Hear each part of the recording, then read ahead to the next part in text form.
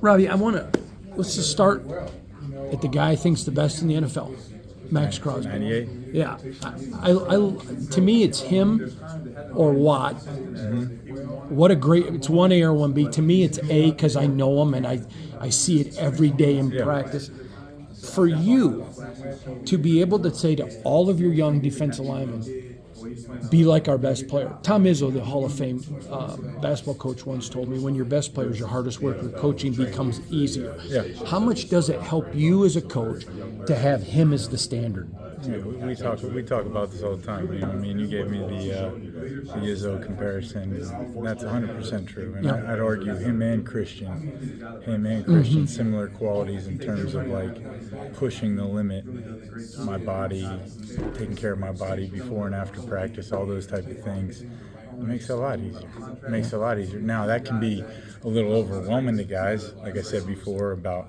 You know, his process is so far and above a guy that just walks in here, a rookie, or a free agent, that you're just trying to chip away at that to get guys even in that realm, so to speak. I want to ask you about Christian and Kuntz. First of all, you and I don't have jobs without the fans. Yeah. I think we both appreciate them, respect them, and love them. So this is not a slam on fans. But people just look at a record. I mean, you lose Kuntz, who you and I both know had an amazing offseason. He was practicing the way he ended the year. Yeah. And he was doing good. Yeah, he was doing great. He goes down. You lose Christian. I mean, that's going to impact a defensive line. I mean, that's just it's not an excuse when it's truthful. Yeah. Would you talk about them and how much that's impacted this defense this year? Yeah, it's hard. I'm not going to make excuses for production. No. You know what I'm saying? But what you do miss is, it sounds crazy, but it's true. It's the personalities, the consistency of practice, the continuity we developed. So you're trying to develop that as quickly as possible when they're gone. You miss them as human beings first. You know, you miss their attitude. You know what I mean? Just their relentlessness, everything. Everybody was rolling on the same page. So it's not a shot at other guys, but it takes longer time to build the continuity and trust. And we're running the game on the backside. All the adjustments that they make within a game, you're trying to do with Jonah. You're trying to do with Matt Butler. You're trying to do, Adam's doing a good job. Jank understands the role. We've had a bunch of guys in there. Calevon just got here. So, the little things, which is what this game is all about, that happen within the game, getting them up to speed with those. It just takes time. I want to ask you about Tyree. Yeah. He's coming. He's coming. And you just see it, the relentlessness. You saw it against Patrick. You saw it in Miami this past week. It's there. It's coming. A lot of people don't understand when the Raiders picked him, they looked at year one as a redshirt. Yeah. He's not healthy. He's not going to be healthy. It wasn't his fault. He had to play. He wasn't. So this is really, I mean, in the mentality, I'm not saying outside the building, but the mentality of the building was this was his rookie year. Yeah. If you're looking at it as like a rookie year, he's coming. I'm impressed. Maybe I'm just an idiot, Robbie. I mean, you and I are friends enough. I know you'll tell me, but I see it. Do you? I do. Let's go through, his progression. His foot was hurt last year. We can call it what it was. Yep. His foot was hurt, playing through it. Then you go in training camp. He's training as a defensive end. Okay? So he's really, with pass rush, we're putting the best four rushers out there. So it was Christian and Adam inside. And Christian goes down with an injury after Denver. Right? So now Tyree goes back to inside, going back to what he really didn't do in training camp, the beginning of the season. And he's done a good job. With him, balancing. You don't want to be a jack of all trades, master of none, right? So he was practicing inside and outside. Where's he most productive? And now that he's been able to focus in there with Adam rushing inside here the past couple weeks, he's done a good job. I always feel like you got to get through that wave of expectations through the first half of the season. Now he's just playing football. Right. And we ran a sound rush plan this past week, and he had some success. He should have had two. If he didn't leave his feet on the one in the red area. I was just going there. He shouldn't have dove, and he knows that. But he's doing a much better job just in terms of anticipating. The stuff I was just talking about, in the game, different from, on a drawing board in the meeting room. You just mentioned that was going to be my next question with him. When you are fair and realize this is a rookie year for him, he misses one because he dives. Those are just technique issues that prior to the NFL he didn't have to worry about technique. He was just better than everybody. That's right. Now it's okay, learning. Yeah. It's part of the maturation. I know nobody likes to hear about it, but it's reality. Yeah. I'm a better dad Yeah. at 53 than I was at 22. No I think you're a lot younger than me, but I think you're a better coach. Fair or unfair? That's fair. I mean, look at Caleb Vaughn. Yeah. Right? Caleb Vaughn was a first-round pick, right? Yep. All right. Didn't work out at Jacksonville, goes to Carolina, gets cut there. Like, there's a bunch of journeyman first-round pick. I think Caleb Vaughn has a bunch of talent. Yep. So, hopefully it doesn't take as long. I'm a coach, Charles Harris. He was at Miami. He was a first-round pick. He went on to have a good career at Detroit. Now he's playing for Carolina. Some guys take longer than others, and then sometimes it just the time limit runs out and you're on the street. I mean, that's the reality of our game. So we're trying to press and learn as quickly as possible, trying to keep it simple so that progression goes faster. That's why we're always like, keep them in one spot, give them a chance for success. You succeed there, it builds confidence, it leads to playing at another spot. So right now he's focused on rushing inside. I think he's doing a good job, Like I said, I still think about that one. If KC stays outside in the red, he's wrapping scot-free. He has a two-piece, and everybody's going, what about Tyree last game? So he's doing the right things. And like I said, the pressure of the beginning of the season based on, unfortunately, our circumstances kind of like behind us, and he's just focusing on the process of technique, fundamentals, and winning. I want to ask you, because Dan Big Daddy Wilkinson, I know this is before your time, but he was the first defensive tackle, first overall pick, told me one time in an interview that certainly being a high pick comes with the blessings, obviously. The cash. No question. But it also comes with some extremely high expectations, and you have to temper those a little bit for reality. Can there also be a blessing sometimes to maybe dropping a little bit? Yeah, well, I just think I track all these guys. So what's the last first-round pick D lineman to be a huge impact player as a rookie? I would argue Micah Parsons. Came in as a rookie, lit the world on fire. The kid at Houston last year had a good year. Will Anderson. Will Anderson had a good year. Not, was he a Pro Bowler? No. Maybe, you know what I mean? So it just takes time. The more I've been around them, and, when you're losing, just the pressure mounts up, and that's the battle you're fighting with, like I talk about it, the mindset of your players all the time. Just focus on the process and get better. Focus what you can control. And I really think he's doing a good job of that and keeping him in one spot. Adam Butler is a guy, goes under the radar, but he's a leader in the locker room. He's a leader outside of the building. Guys look up to him as a man, as a husband. And on the field, Mr. Consistency, probably one of the most disciplined gap guys in the NFL. I've been told that by other NFL people. How much of a blessing as a coach is it to have an Adam Butler in your room? It's been awesome. Like, he is aware as anybody. So he's playing the most snaps he's ever played in his career. Yeah. He's very sensitive to being called he was just like a designated third down pass rusher for his career.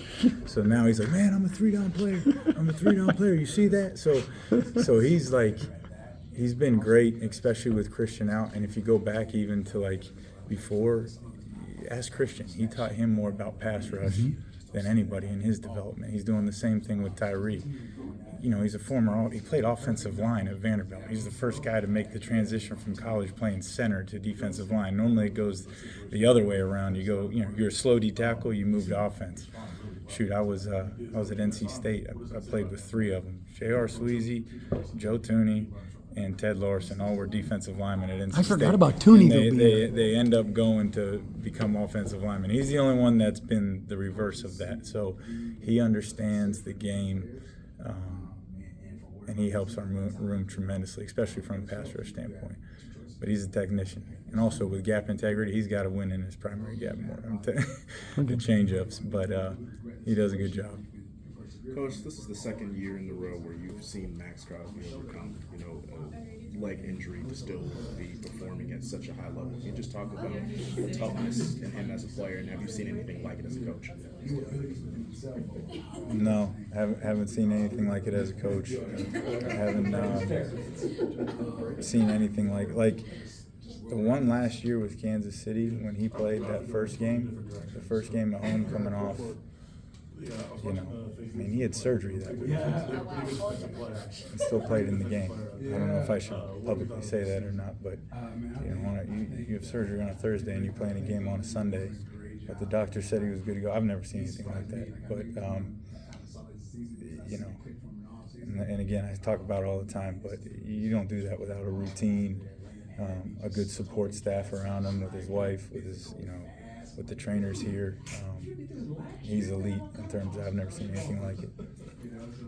Pat Graham's talked a lot about process over results, and people often get caught up in some of the counting stats, especially when it comes to edge rushers, D linemen. Yeah. Specifically with Tyree, where have you feel like you've seen the most growth from him, and what do you want to see for this last couple weeks of the regular season here in terms of his development? So it's a question about stats or just Tyree? Just Tyree, because a lot of people get caught up in the counting stats. Yeah. Well, I want to get some of those too. We need to be better coordinated rushing the passer than we were at the beginning of the year. That was a major focus for us last week, and trusting the rush plan with Tyree, working his craft, like being consistent. It starts with his. I always say pad level. Pad level starts in your stance. He's got to be lower with his hand placement. That gives him a chance. I always say if you rush with extension, you're going to naturally make the right choice. You know what I mean? But I'm always the stuff you're not thinking. Sense of urgency to get in his stance. He gets fined in our room if he's not in the stance or ready to go. He already knows. He'll get up in the room and chalk himself a fine. Just, processing too much. No, get set and get ready to go. Pad level, hands inside, working 2-to-1 long arm, working a bunch of things, but just focusing on those. And I'm always like, you get to the spot, the guy's going to be there. I promise you. What are you focusing at? I've never seen someone try to dunk a basketball staring at, or trying to beat somebody in one-on-one basketball staring at the rim. You got to focus on your matchup. So we always talk about his eyes, basic football fundamental things over and over. It's really no different playing the game than what you just said. Dominate this guy in front of me, and the result of the sack will be there. I promise you. So getting to the spot is a big focus for us. I asked Joe Philbin about vision with running backs. I know you don't coach running backs, but as a defensive line coach, what is it about running backs that gives you a nightmare? What is it about vision, a running back with a vision? I got to watch Barry and all that, Sanders. Talk about how the vision of a running back just makes your life a living hell. PG calls it 1 of 32, meaning there's one running back for 32 teams. There's a bunch of us. They're going to win a one-on-one matchup with us in space. Right. So that's why I control back. Honestly, the run game is no different than the pass game. Win our primary gap, the gap you're aligned in. Play with patient eyes, dominate that until the ball declares. Then play a secondary gap. But we're not playing space games with running backs. We're going to lose. We're going to lose. You know what I mean? Dominate your gap. You got to trust the guy next to you. We don't talk about. I'll just give you technique fundamentals how we talk. Lock, peek, shed. Job 1's to whoop his ass. Job 2 is put your eyes in your gap. Job 3 is violent block release. I don't talk about anything other than that. Where are your eyes? On the tip of the pad of the offensive lineman. So, the biggest mistake with defensive linemen is eyes straight to the backfield. Stalemate at the line of scrimmage. Reset the line of scrimmage is job 1. Whoop his. You know what? You either reset. That's why I love the run game. You either reset the line every time or you didn't. That's the most important thing. So with regard to running backs, spill, 5, whatever it may be, they have the open available gaps.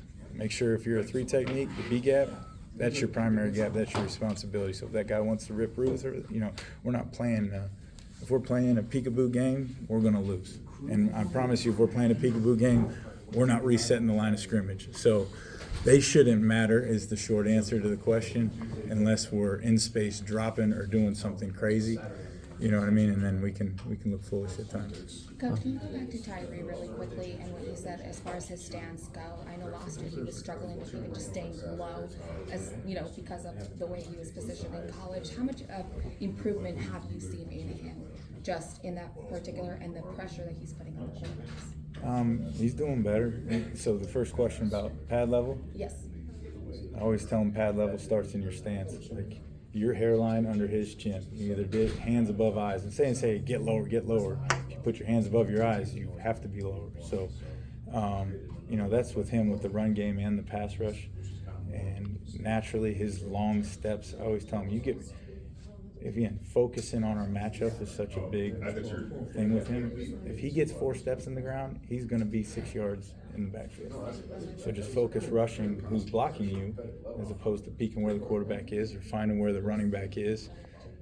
He's going to be there. And then after that point, it's about block release. Whether it's a long arm releasing the block or locking out a guy on a reach block. You're talking about hand placement, all those type of things, which is the finish. But you got to get there first before you can talk about finishing. So with him, the consistency of just getting to the spot, resetting the line of scrimmage, getting where you're supposed to be. And when you're getting there at a consistent level, now you're focusing in on the finish, the release, the arm over, staying square, countering at the level of the quarterback, all those type of things. But if you're at the line of scrimmage, you typically probably have eye discipline issues, hand placement issues, pad level issues, all those type of things. And just one more question. Last year I asked Patrick Graham in regards to how comfortable he was with communications. He's like, I wish Tyree would come more and ask more and be more open. How much more comfortable is he now with opening up and just coming to you about fixing certain things? Oh, he's been awesome. And Tyree's been great. He's been hanging out with Adam a lot. You walk in the cafeteria, he's sitting down there with Adam, asking him everything. And Adam can tell you a long story now too. But he's hanging with him has been great. Putting in the extra time. He's just so much more comfortable. Like I said, any rookie, when they don't know, or new player, like even with Jonah, they're sometimes afraid to tell you don't know. He was kind of in that category last year. Now he's like, hey, explain that again. Hey, give me that one again. What do you see here? He's not afraid to speak up when you don't know. Awesome. Thank you, Robbie. Yeah.